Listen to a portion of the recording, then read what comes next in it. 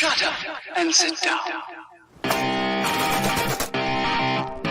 I am a radical libertarian. Man, we don't want the government to do a damn thing. The current state of politics is unsustainable, politically, economically. You deserve better. It is about supporting, platforming, and assisting the people who are out here actually doing the fight. You just take an issue that's important to you and do something. There you go. You are part of that declaration against tyranny. Because no one brings tear gas to a gunfight. This conversation gives me a little more hope for the future. The one, the only. Fight for liberty. This is the cherry on top.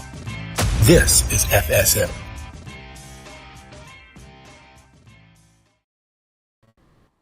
Hello, everyone, and welcome back to Fight for Liberty. I'm your host, David Fite, here to get you fired up about the men and women out here making the world a freer place, spreading the message of liberty far and wide. And we have an awesome guest for you guys tonight, the host of one of the fastest rising shows in the movement. But first, as always, we're going to give some love to our wonderful sponsors. First up is Blood of Tyrants. It's always our first sponsor.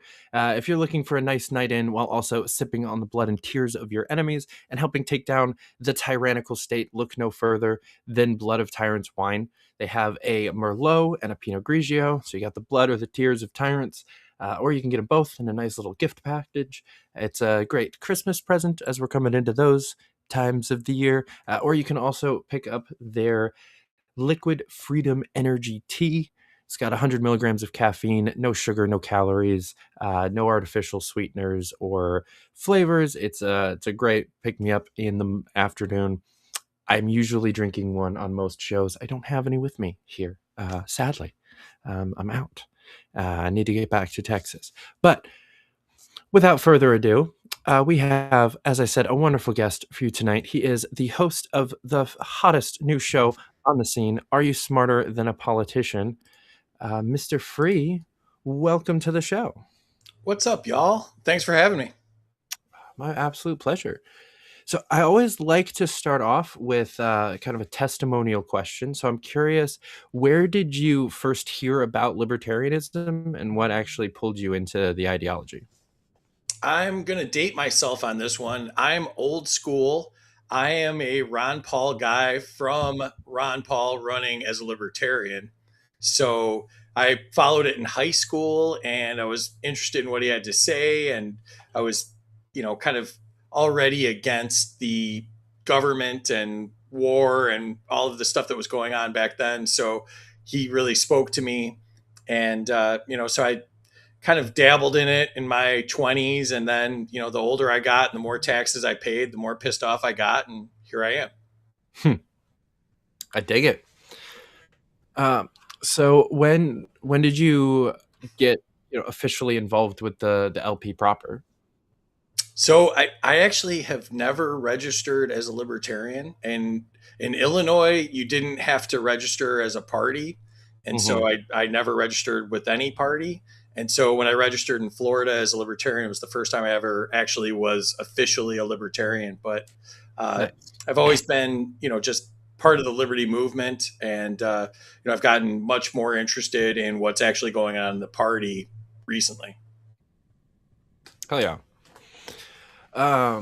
So let's transition into how you got into video production and filmography and being behind a camera or in front of a camera.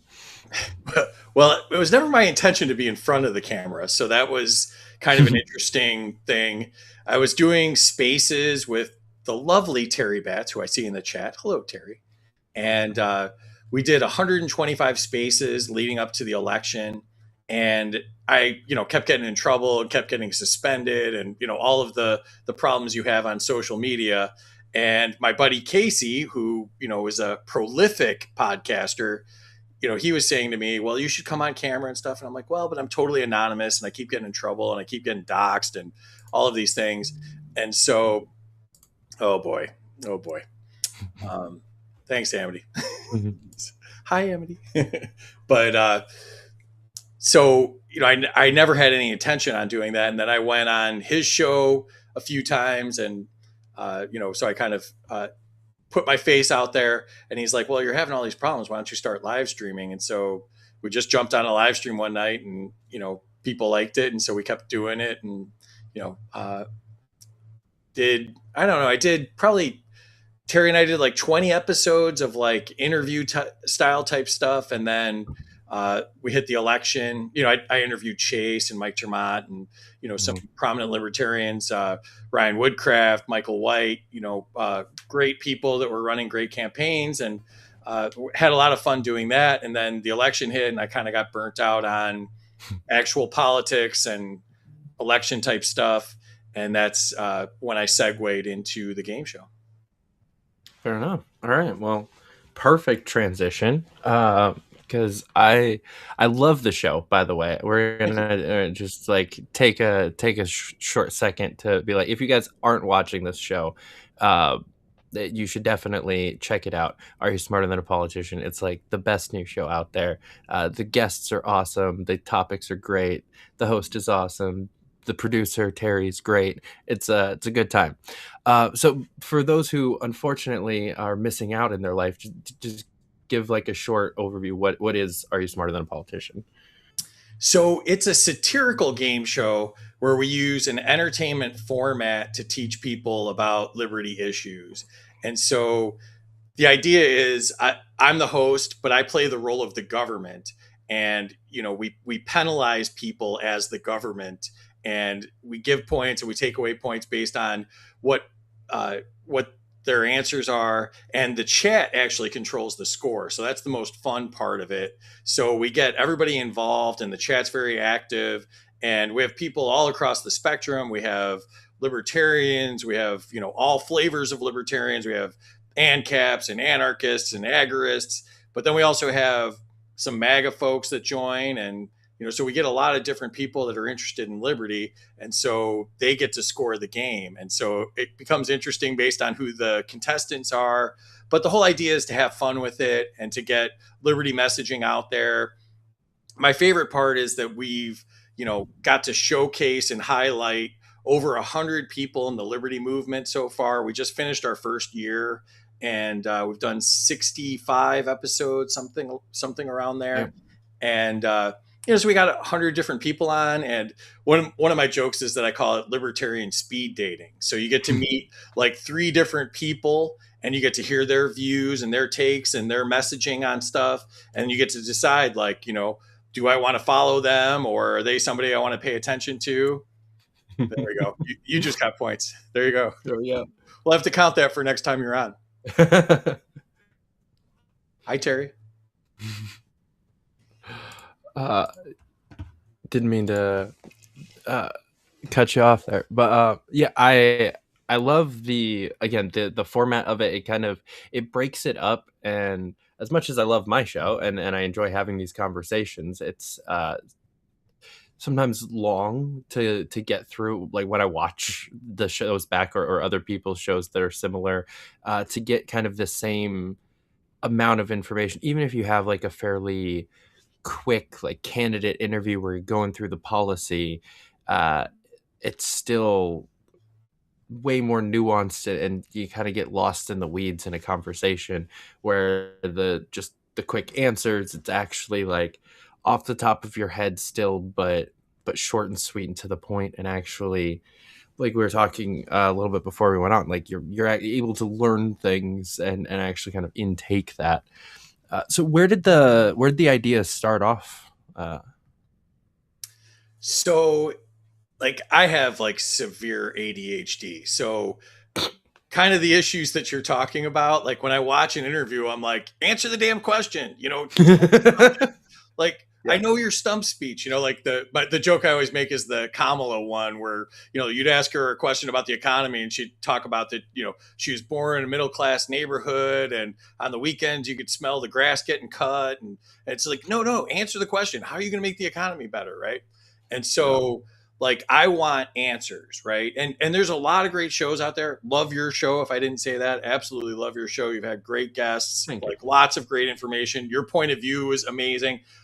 But like, there's a lot of people that do it very well, yourself included. And so like, that didn't seem like a need that needed to be filled to me. And so I was like, well, what can I do differently? And so this started back when we were doing the spaces that I wanted answers, right? And I didn't want stump speeches, and I didn't want to just reproduce that.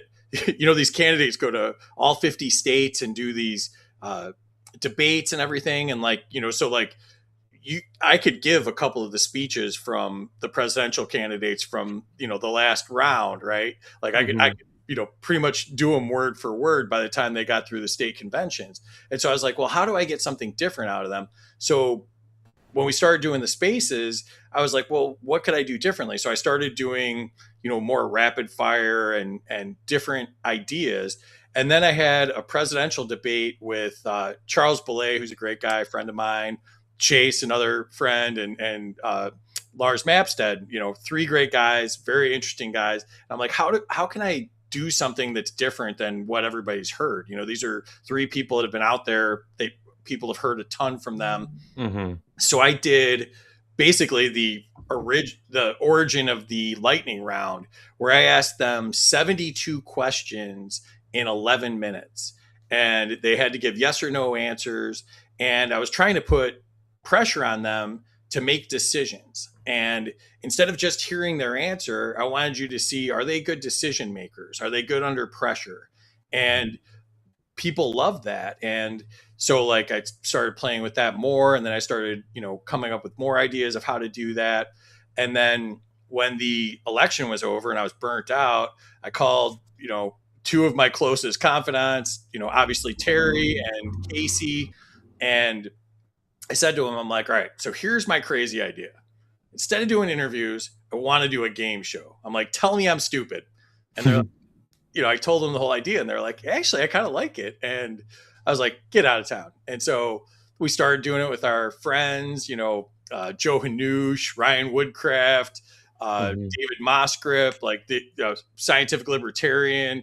Like our friends came on and we did it and played around with it. And, I originally said it was like a drinking game, and we had a lot of fun with it and people liked it. And we started we went from 100 viewers to 200 viewers to 500 viewers. And I'm like, maybe this has legs. And so, and then we started getting contacted by people like, oh, we'd like to be on. And it just kind of took off. And so here we are today. That's one of the cooler feelings, is when somebody's like, hey, I want to be on your show. It's like, yeah. Really? You want to be on my show? I feel like that's the one of the first big ego boosts of doing any type of a guest related show like that. It's like, wait, you noticed me? Yeah. I feel like I'm begging people to come on for the first few months of doing this. Yeah. And then you've had so many amazing guests on already. Like you said, 100 different libertarians from across the spectrum. People, it took me years of doing my show to get on, and some that I still haven't. So how do you pick the people and get them? And how do you pick who goes with who to make up the three guests? Well, I'm not taking any credit for that. That's all Terry. And, we have conversations about it, but, she's come up with some great ideas. Like one of the ones we're most proud of is we do a Ladies of Liberty series where, we're trying to elevate women in the liberty movement. We feel like their voices aren't heard as much. And so we've done that series. But, sometimes we talk about it, sometimes we don't, but just trying to look at, different issues and do they mesh? And, we had a veteran show, which was a lot of fun.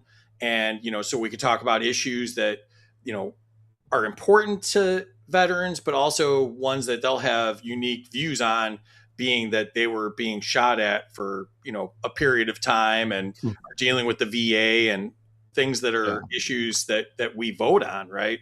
So, we try to look for common threads, and we look for them to not all be the same, and, hopefully have differing opinions and at least hear things different ways. And we try to put information out in a way where they get different takes on things.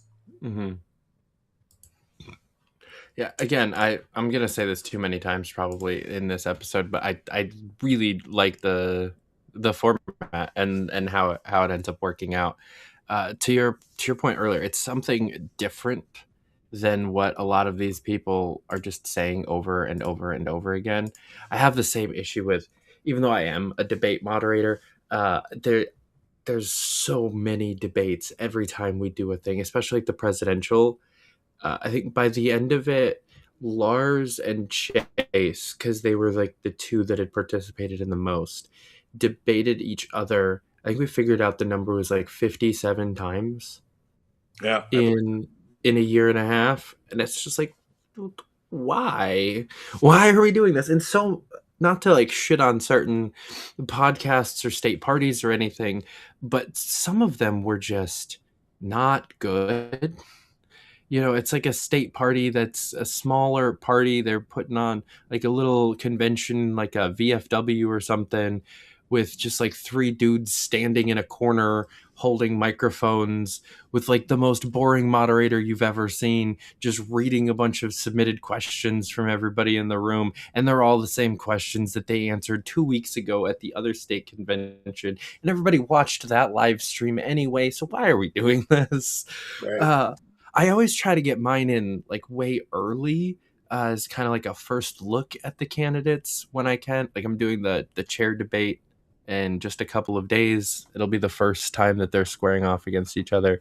And then I try to just kind of like let the rest of it go, because I don't want to be a part of the problem of just asking them the same questions over and over again.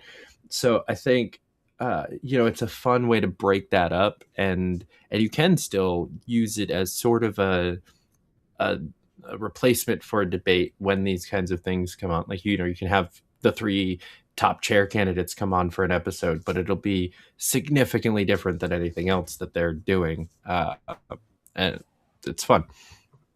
Yeah, like you do a great job of it, where like you can tell that you put in the work and that you look for different angles and ways to differentiate the people, where I mean, that's a ton of work. And so if you're not familiar with them, if you don't do the research, like I'm just constantly listening to stuff, and I've heard like everything Chase has done, everything Lars has done, I just like I go out and I'll walk, and for like 2 straight hours I'll listen to like everything they're doing to prepare for a show. And that's a ton of work, but if it and you have like the basis of knowledge from your years of doing this, where you can showcase different interesting points and unique angles that like these debates like miss entirely. So I mean, not to say that all of them are bad or that they're doing a bad job. I think they get important information out to people that are brand new to it, but like you're adding depth to it that we don't get from a lot of places.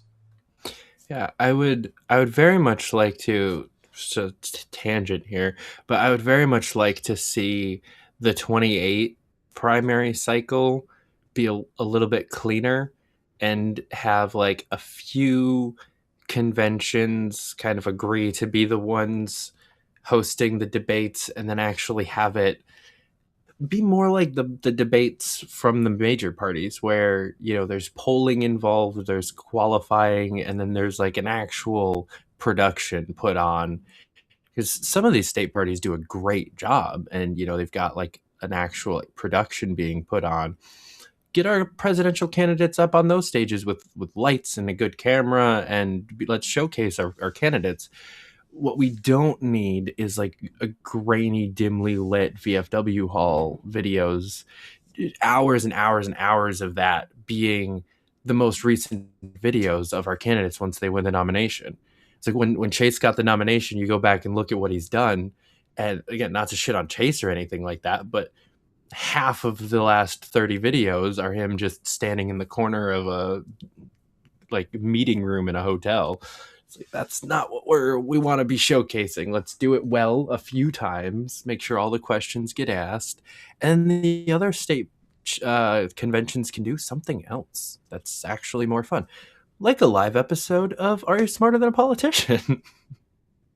Well, and you could live stream those well-produced ones to the smaller conventions, and they could, just put it up on a screen and everybody could see it. And it's a better product than, they would have been able to create themselves for much cheaper. So I think you're totally onto something there. Yeah. if you're planning a state convention for next year, Free Speech Media is trying to help you guys with your AV and your live streaming. If you're one of those ones that are trying to do it right, shameless plug. You could get a package deal with, or I went the wrong way. Package deal. There you I'll go. come with you. Speaking of, you're doing some live shows at state conventions. Tell me how'd you set that up, and what's the plan there? Yeah, we did one this year in Florida, in Daytona Beach. Oh, yeah. And Beth Johnson put the whole thing on. It was awesome. And so they invited us out to do the live show. I think David Moskrip was the one that made that connection. And we had Spike Cohen, we had Stephen Nikela, and then Matt Johnson, who's the chair of LP Florida, was on. And it just was absolutely gangbusters. I think we ended up with 64,000 views of that episode. And it was so much fun. There was an open bar, so there was hooting and hollering in the audience, and it was just pure chaos. And the production quality wasn't great. Like, we obviously didn't use Free Speech Media for our production, but it was good enough that people could see it, worldwide. And, the chat was just insane. It was just like, and like, I'm looking over at Terry, and Terry's just like, I don't even know. There's so much stuff. Like, and, Nikayla and I were like, he was right next to me. So we were talking like during it, and he's like, there's 40,000 people watching right now. And I'm like, I know, like, I've never seen this, but That's awesome. Yeah. So I think people saw that and they're like, we want to get into that circus. So we've been invited to 5 state conventions so far. A month from now, we'll be in Georgia for their state convention. And then we have Florida, California, North Carolina, and Texas. So we're very excited to do all those. I get to see you in Texas, so that's going to be fun. Yeah. And so that'll be a blast. I might see you in California too. I'm trying to find an excuse to go. I keep hearing that California throws some of the best conventions, and I've never had an excuse to go. So it's in San Diego, so there's your excuse right there. That's true. That's one of the Cali cities I've not been to also. So yeah, I get to check 2 boxes off at the same time. Maybe I'll try to arrange a position on one of the chair campaigns just so I can go along with one of the candidates. There you go. But that's gonna be fun. Yeah. Are they picking the guests, or are you? I give them carte blanche. Well, I'll do whatever they want, and I try to write the questions specifically for that state.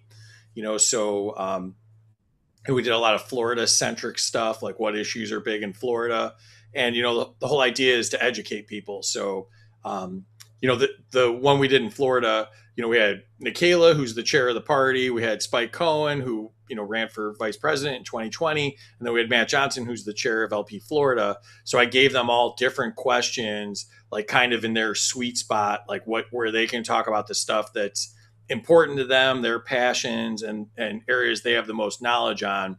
And so, we gave people a lot of information. If you're running in Florida, or if you're involved in the party in Florida, or even if you're just voting in Florida, you got that. But, we also gave information that's good nationwide. Oh, yeah. I think that's something that definitely shows when you're watching the show is how much work you put into it. Thank you. Genuinely one of the reasons that I started focusing mostly on the just interview style shows and not the weekly news show or the debate shows that as I used to regularly do all 3 and now the other 2 are very sporadic, is because this is the easiest one. Like, I usually come into it with 5 to 10 questions and a rough idea of a thing, and I need to know the person and the history, but most of the time I'm interviewing somebody that I already kind of sort of know. It's weird when I'm interviewing somebody that I've never met before. And honestly, Monday's episode with Paul Dar, getting ready for it, I was like, man, I do not know you well enough at all. Like, I've talked to you way too much, and I don't know shit about you. Let's he's so impressive too. I mean, he's just such a great guy. And his resume is stacked. When I actually started looking and getting ready for the show, but this was something that I could do while also working full time, and at the time I was doing field ops for politics, and so I was like on the road constantly, and this was something that I could do with just like maybe 2 hours of prep, 2 hours of streaming, and then call it a day. Because to really like get to know the hot topics of the day, plus your guests, plus like handle any of the kind of like production side of things, this is a fucking lot of work. And I think one of the main reasons that your show has taken off the way it does is because you can see it, and that you are very prepared, and you've got content that lasts. Like, it's not long drawn out bullshit like what I'm doing right now. It's quick answers. So you've got a lot of fucking questions and a lot of information packed in there. So I think it really shows. Yeah. So, Terry gets all the credit. She does, a lot of the guest prep and everything. And then she gives me their key issues. And then I come up with a theme based on those key issues. And I try to like weave something together that we can carry through the episode to make each episode different, instead of just saying, taxation is theft over and over again. Like, we can actually like weave it through, or we talk about, government overreach, or, something that we can just, go through government overreach in a bunch of different areas. And then, I lost points. Thanks, Travis. Appreciate that. That's the other thing. Whenever I go on a show, I lose points all the time. So it's become a thing. But so then, then I try to write questions. Each category, like I try to ask 3 specific questions that are in the sweet spot of the guest. And so like allow them to put their slant on it. So if they're a 2A person, we're talking about government overreach, like what's the 2A take on, that area of government overreach. And so we end up getting through, probably 70 to 100 questions per episode. And so we get a lot of information out there, and it's, kind of quick paced. And so it's, I feel like it moves and keeps people interested. And then the engagement in the chat, I think, makes people really listen and really get involved. And so I think that's more interactive. Yeah, the ability to actually participate in the show is something that you can only really do with modern technology, but it's something that I feel like it scratches an itch that you didn't necessarily realize you had, especially if you're 25 or older and you actually grew up on any kind of like actually watching game shows like a Jeopardy or Price is Right or Wheel of Fortune, any of that kind of stuff. Like, you wish you could actually, like, you're yelling at the TV wishing that you could actually somehow influence the situation. Same with like watching sports or something.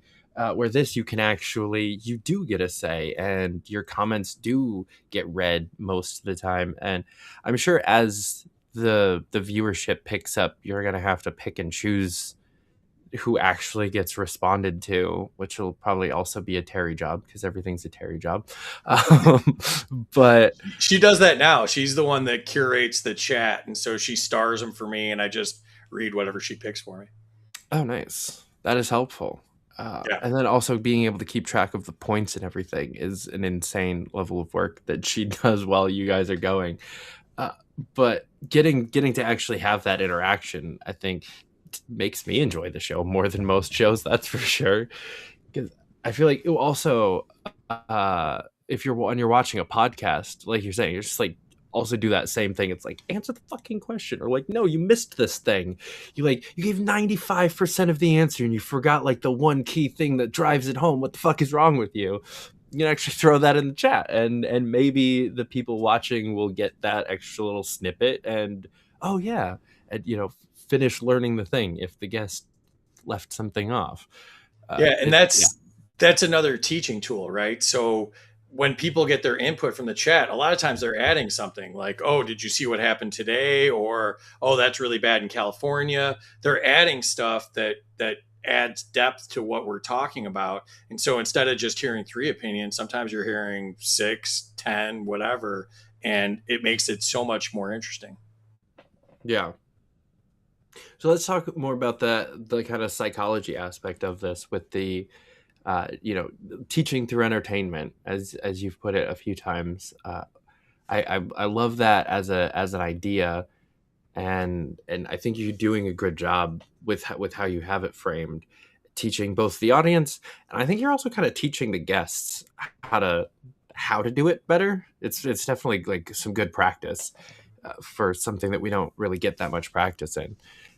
But yeah, like how did you kind of come to that as the main objective, and how do you go about it? Yeah, so I actually have a background in e-learning. I worked for an e-learning company and actually founded an e-learning company, a few years back. And so, and I did a graduate program at Indiana, go Hoosiers. And so Oh, I yeah. have a background in e-learning. And so I looked at the tool and what it could do and tried to come up with the best way to teach people through this format. And so I'm using different educational techniques when I do the different games that we play and the different categories, and then I try to use all of that to teach people in the best way possible. Hell yeah. Love Hoosiers, so enjoy that shout out there. Number one. uh I especially as somebody who also it's a massive ADHD. It's the type of thing that I can actually learn from, unlike a kind of like lecture scenario. And I think the competition aspect of it makes it, I feel like it's somewhat disarming, where in a lot of cases people are going on, whether it's like a TED talk or a podcast, or just like their own, whether it's like an interview or a solo podcast, they're all preaching, and it's like, this is what's true, listen to me. Where with having the couple of different perspectives at a time, and the competition and the chat interacting, and nobody's really right ever, nobody like just gets positive points the whole time, and everybody's kind of open about that, it I feel like it's a little bit disarming as a viewer, to where you don't feel preached at, you feel like you're just watching a fun thing, and you're still getting a lot of that information without you having to put up the walls of like, well, do I actually believe what I'm hearing? You just get to kind of have fun. Yeah, I think people care about their opinion more than other people's opinion. So I think that we're building a bridge where we get to hear, three great people's opinions on stuff, but we also get to hear everybody else's opinion. So we're not being, exclusive. We're opening it up to the whole community. And there's people in our chat that are, very popular based on just being in our chat. And, people know like, oh, I love his opinions or her opinions. And I think that's a very interesting aspect of it. Like, you don't have to be a commentator or a podcaster to get your ideas out there and to be heard.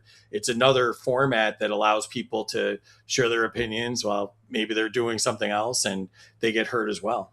Yeah.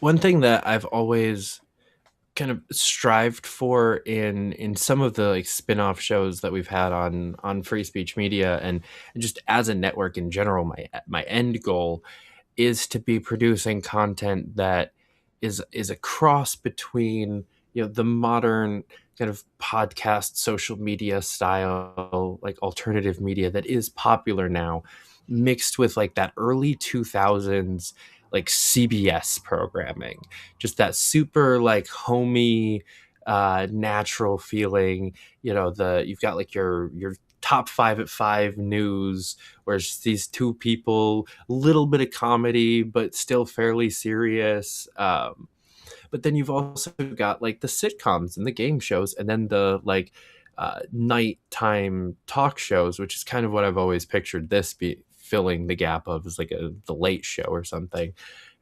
But I've always wanted to have kind of those other hours of programming, where it's game shows and sitcoms and things like that that feel kind of normal-ish, but are still geared towards liberty and educating people on some of those issues and being that kind of free speech outlet, covering events and things that maybe mainstream media isn't covering, but just kind of being that one-stop shop that you can still get the different types of programming you want all in one place, like you used to be able to on like an NBC or a CBS.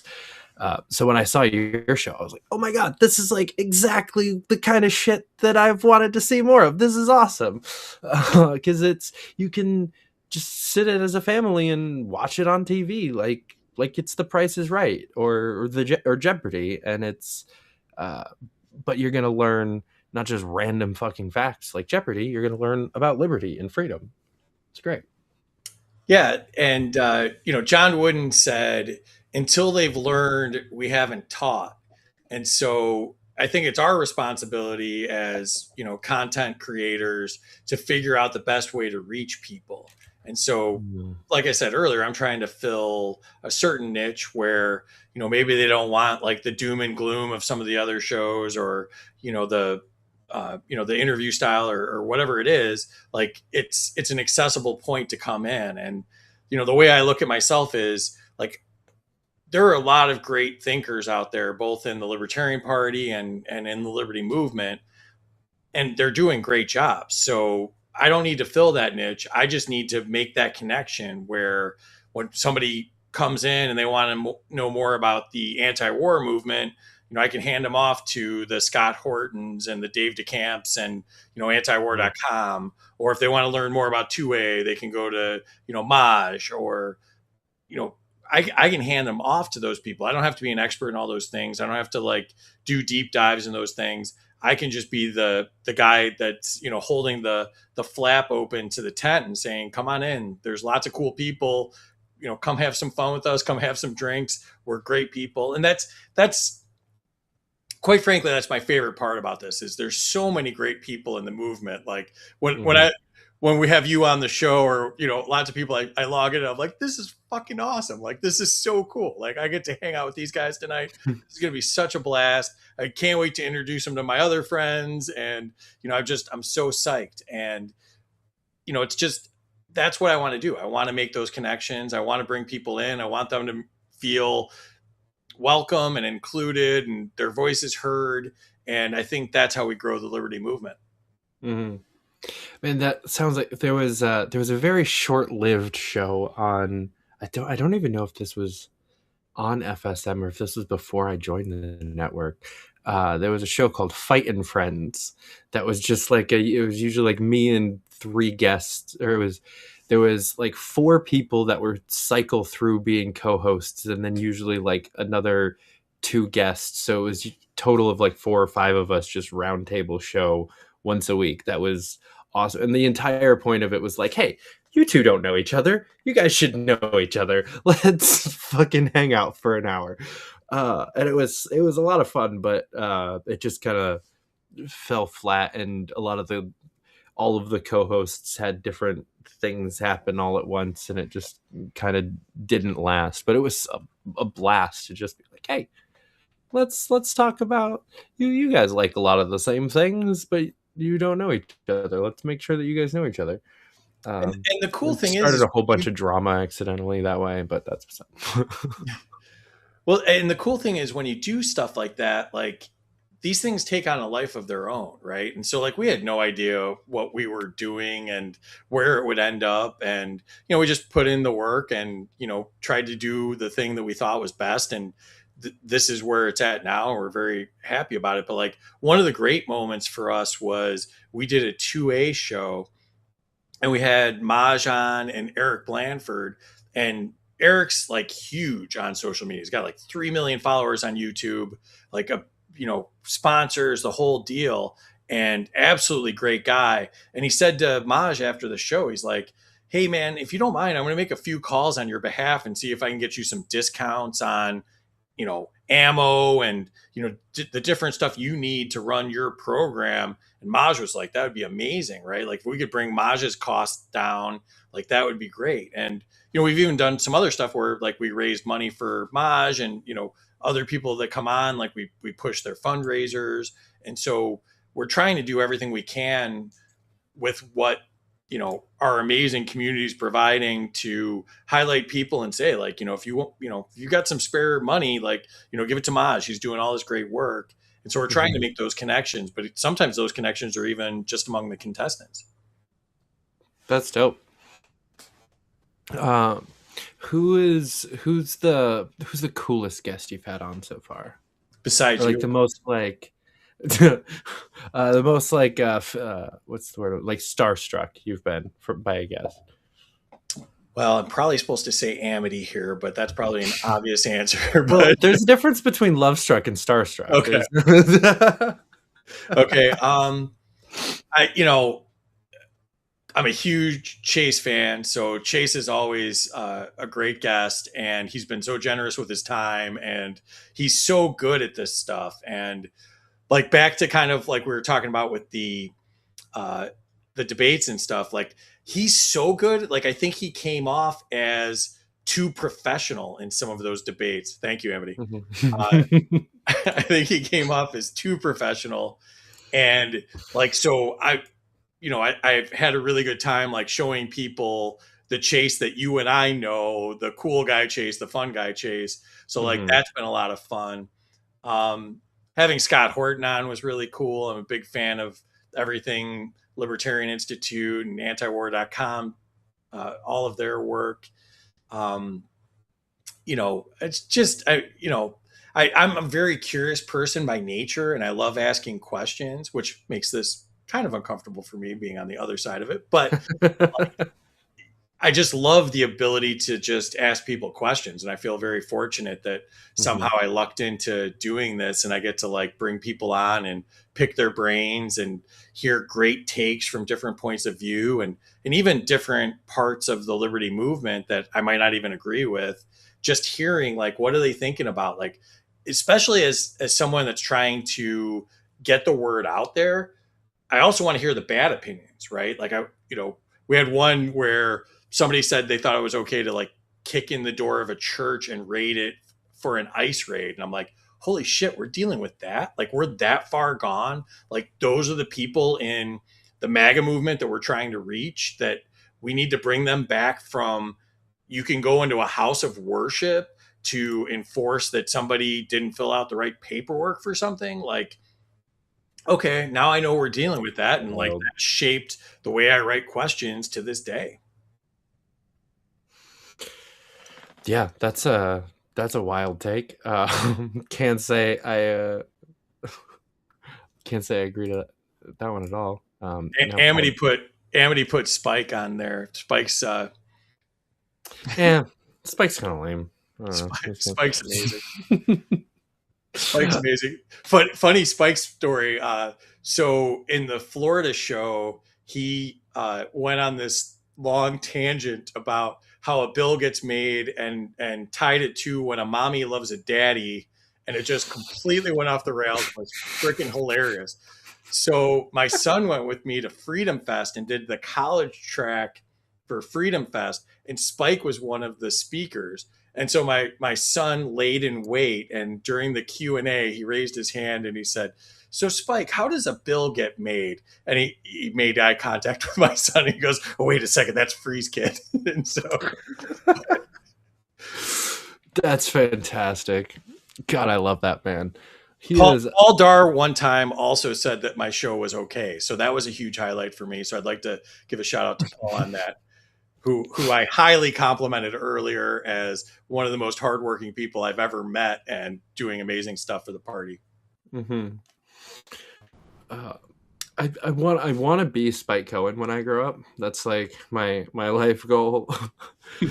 To have that much courage to just be that much of a dork in public 24/7 is something I aspire to be.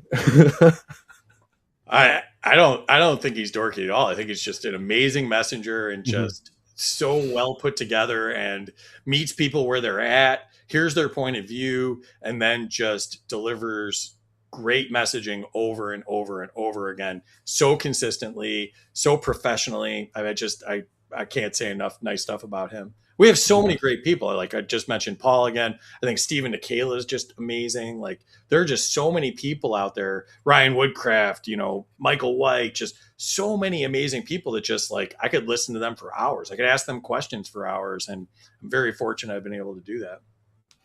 Yeah, it's nice to see the.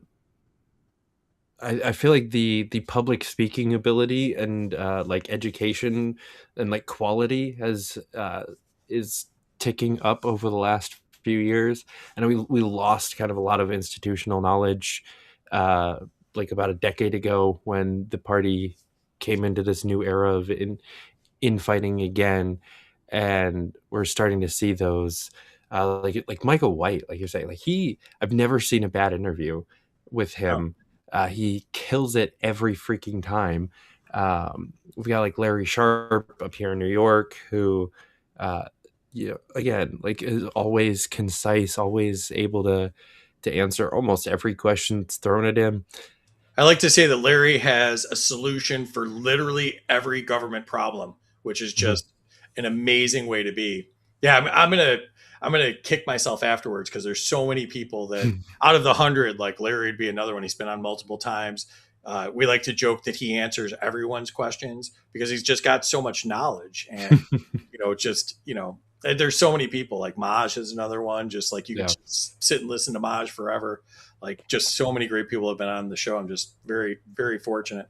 Yeah, and it's nice to have, as we've said over and over, like a new way to showcase that ability in a way that's, I think, easier to even like clip up and share out. If you're like, if somebody asks me a question that I've seen get answered on your show, I just be like, oh hey, go watch this person answer that question. You can almost, if somebody took the time to actually go through and break up your show, you could almost make like a dictionary or like encyclopedia of libertarianism, where it's like you type in a question and it's like, here's the 4 most recent answers on that, and it would just be like the greatest knowledge base of libertarianism. Terry's actually started that process, and she's putting shorts on YouTube, and so like the shorts are amazing. And Terry works like 7 days a week on this. It's absolutely insane. She's actually a subscriber too, so she's actually paying to be there, which is mind blowing.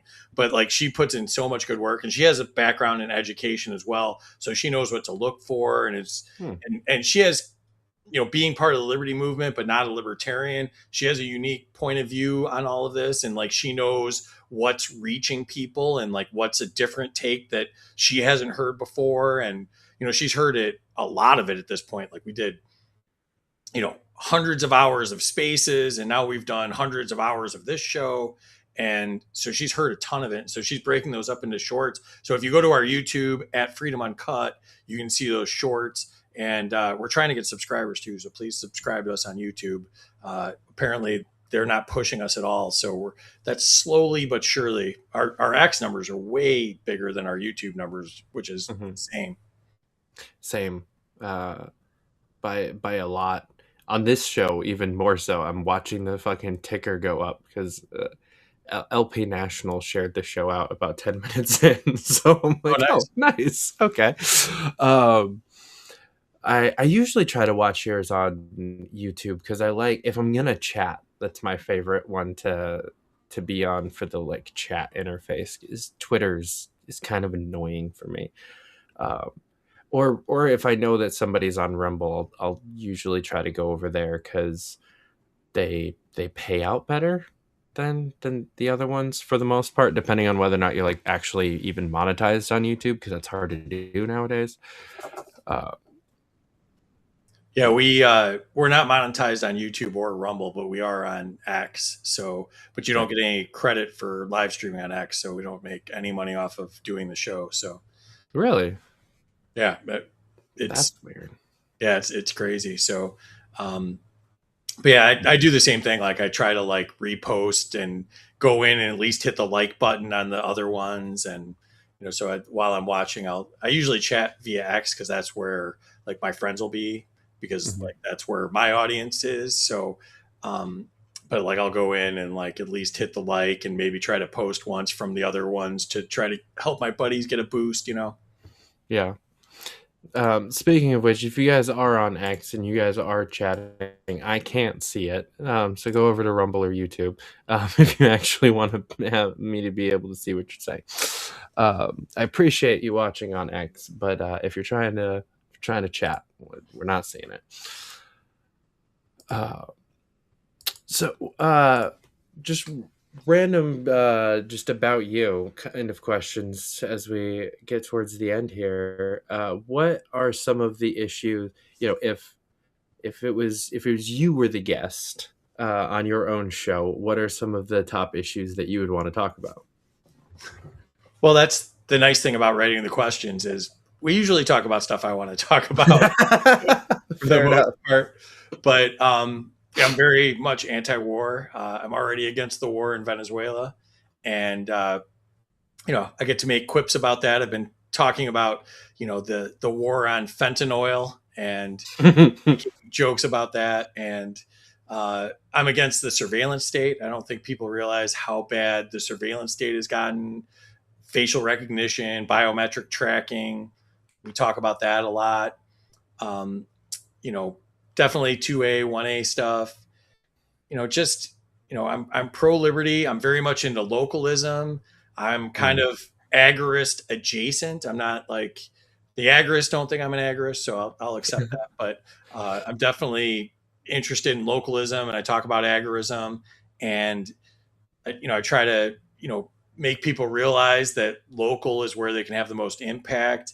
I love what Paul and Stephen have done. The results in the local elections of 2/3 of the candidates winning this cycle. I think that was absolutely amazing. Ryan Woodcraft, who won in El Paso, his historic victory. I lose points if I don't say Ryan Woodcraft's historic victory in El Paso, but he ran a great campaign and showed how it's done. Like, I think that's where we can have the most impact. So localism and, being community-based and community economies and local currencies. I'm very much into decentralized finance. I think that the sooner we get out of the fiat scam, the more of a chance we have of being free and ending these endless wars and not funding the next $1 trillion of nonsense or the next $10 trillion of nonsense. I think those are all huge. Hell yeah. Shameless plug. Well, we're talking about ending the fiat sham. Go pick up Dan Berman's new book if you haven't. It's great. I got to skim the first couple chapters, but I'm waiting for my copy to show up. Should be in the next couple days. But yeah, I want to get that as well. He's been on too. He's great. He's a blast. I get to hang out with him in person more than most other libertarians that I do. Because we end up at most of the same events, and we're usually doing some sort of work together with FSM and Blood of Tyrants, and so I get to hang out with him, and he's just a fucking blast, just a good dude. But this book I am very excited about because it's such a cool concept, and it's like, hey, let's give the left everything they want, let's give the right everything they want, and just crash the money system. But here's how you don't die when that happens, and set yourself up elsewhere. It's a pretty comprehensive plan into a not too thick book that people can read.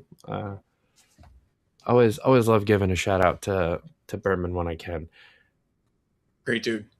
Hell yeah.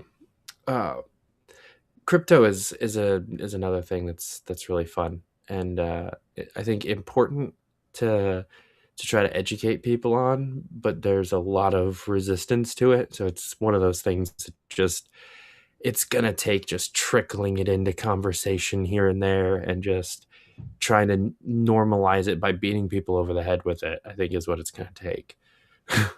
Yeah. I'm sponsored by Xano, and so I like to point out that I gave my son his graduation present in Xano, and so no better way of doing it than actually getting your feet wet and figuring it out and learning how to do that, and then teaching your kids about it. Like, I think it's going to be, I think I think the numbers I've seen are only a quarter of people, have any exposure to crypto at all. And now we have the problem that, Bitcoin appears to be captured. So I think that's a big concern going forward. So that's why we're talking about privacy coins and, stable coins. So I think it's more than just crypto. Like, it's not even crypto anymore. It's like, all right, so crypto's got some problems. Now we got to talk about like how to do crypto, but in a way that it's ensures your privacy and can't be seized, and there's a lot of problems there.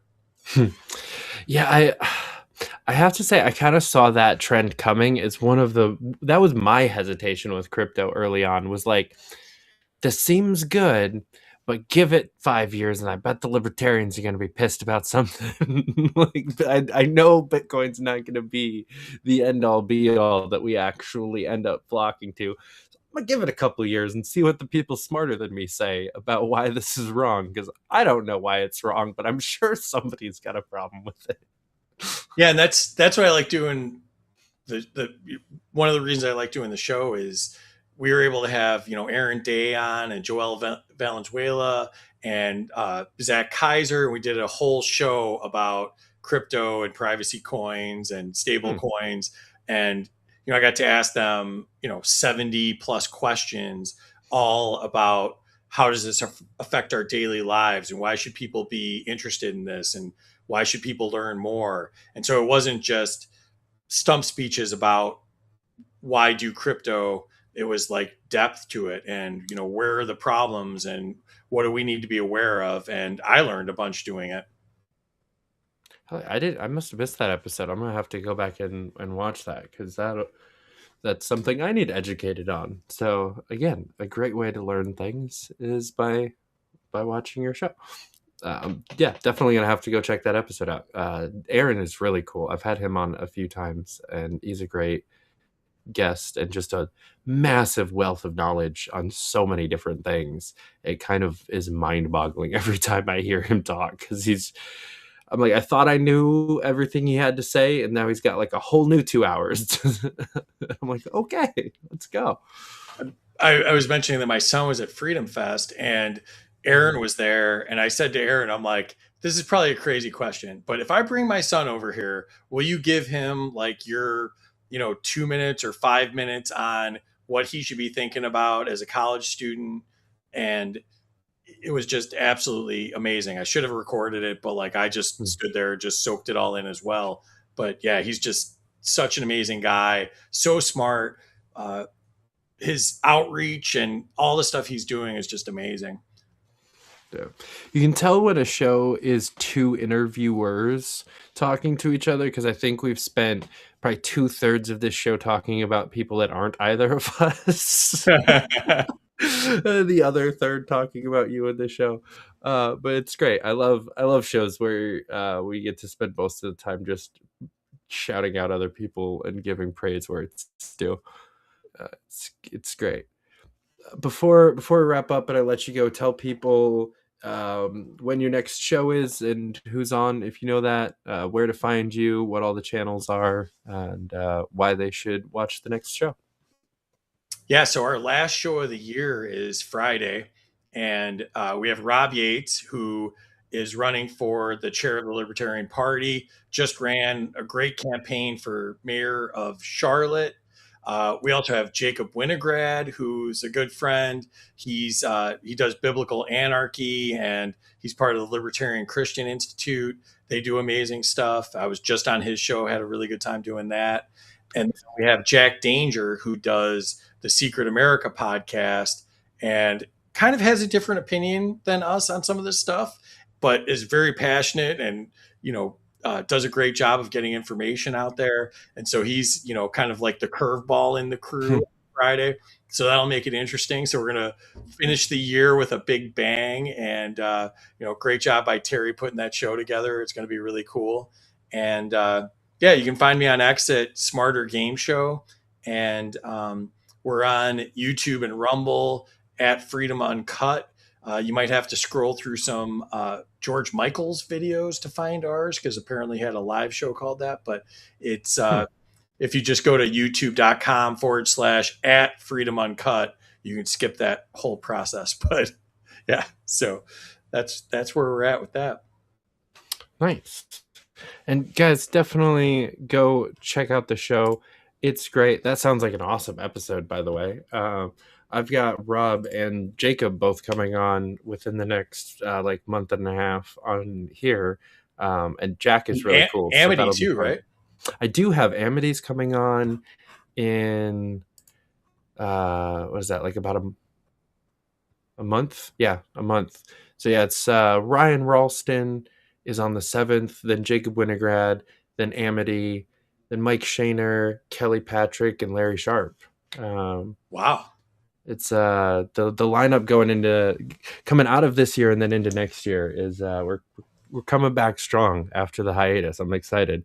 And then we've got the first Fight Club episode in over a year is going to be on Monday. We've got Rob Yates, who you just mentioned, and Evan McMahon and Wes Benedict battling it out for chair of the National Party. So that's going to be fun. I haven't done a debate since going into DC, so it's going to be fun. Did you get all my questions? You had that post where you asked for questions, and I spent some time on that. So hope you got it. We might have to do more than one round of this, because I had quite a few questions and I got sent quite a few questions, and there's a lot of overlap between kind of the themes that I had already had with some of the stuff that got sent and some other things that were just totally out there that I hadn't even thought of. They were great additions. But yeah, I'm going to have to actually cut people off, and I'll have to channel my inner free and try to actually keep it concise and quick moving, because normally when I do debates, I kind of just let people, flow of consciousness and flow of conversation, let people argue it out a little bit. Well, with this one, I'm going to have to be a lot more regimented, but it's going to be fun. No, I'm excited. I'm looking forward to that a lot. Hell yeah. Well, man, thanks for coming on. This was absolutely awesome. Yeah, this was a good time, man. Huge fan of yours and your show, and I'm very pleased to be on. And I wish you all the success. I think you do a great job, and I wish everybody would listen to the debate and all the stuff you got coming on. Wow, appreciate it, man. Right back at you. I can't say it enough, guys. Go watch his show. Thanks so much for watching. We'll see you back here on Monday night for Fight Club, or next year for the next Fight for Liberty. Until then, keep up the fight. Peace, y'all.